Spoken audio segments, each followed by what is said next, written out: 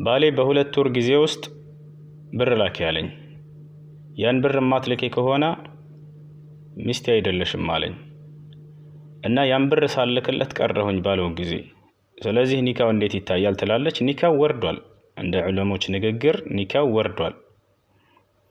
ሌላው ልናውቀው የሚገባ ነገር ባሎች የማስተዳደር ግዴታ ያለባችሁ የቤት ወጭ ማንኛውንም ነገር መቻል ያለባችሁ እናንተ ላይ ነው።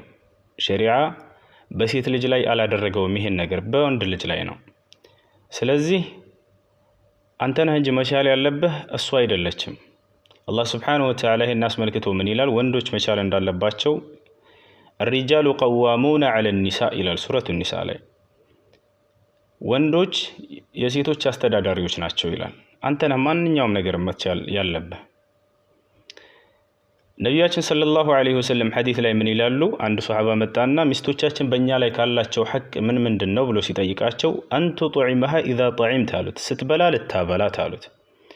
ወተክሱሃ ኢዛ እክተሰይት ስትለብስ ልታለብሳት አሉት። ወላ ተድሪብ الوجه አደራ አጥፍታ እንኳን መምታት ካለብህ ፊቷን እንዳትመታት አሉት። ወላ تقبح እርሷንም ሆነ የምትሰራውን ማንኛውንም ምግብ ሆነ ስራ እንዳታጥላላባት አሉ። ወአላ ተህጁረ ኢላ ፊል በይት ቤት ውስጥ እንጂ እንዳታኮርፋት ደግሞ ማክሮህ ካለብህ አሉ። ውጭ ላይ አትኮርፍም። ይሄ ሁሉ ሐቅ አለብህ አንተ ላይ። ከጠቀሱት መካከል የመጀመሪያው ምንድነው? ስታበላ ልታበላት፣ ስትበላ ልታበላት፣ ስትለብስ ልታለብሳት። ይህ ማለት የቤት ሐቅ ያለብህ አንተ ላይ ነው። ማንኛውም የቤት ወጭ ያለው አንተ ላይ እንጂ እሷ ላይ አይደለም። ስለዚህ እርሷን አምጪ ብለህ መጠየቅ አትችልም፣ ማስገደድ አትችልም። ገብቷል አይደለ? አላህ Subhanahu Wa Ta'ala من ብሏል?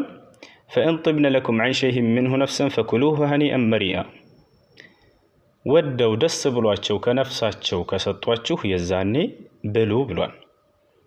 ካለበለዚያ ግን እርሷ ሳትወድ ደስ ሳይላት አስገድዳ የምትቀበላት ገንዘብ የሐራም ገንዘብ ነው። የፈለገ ሚሊዮነር ብትሆን የቤት የማስተዳደር ግዴታ የለባትም። ደስ ብሏት ከሰጠችህ ጥሩ፣ ካለበለዚያ ግን እፈታሻለሁ፣ እመታሻለሁ፣ አኮርፍሻለሁ ብለህ የዛት ከመቀበል ከባድ ሐራም ነው። ከበላኸው ይህን ገንዘብ በዚህ መልኩ ፈርታ ሰጣህ እንዳይፈታኝ ብላ ሰጣህ የምትበላው ገንዘብ የሐራም ገንዘብ ነው።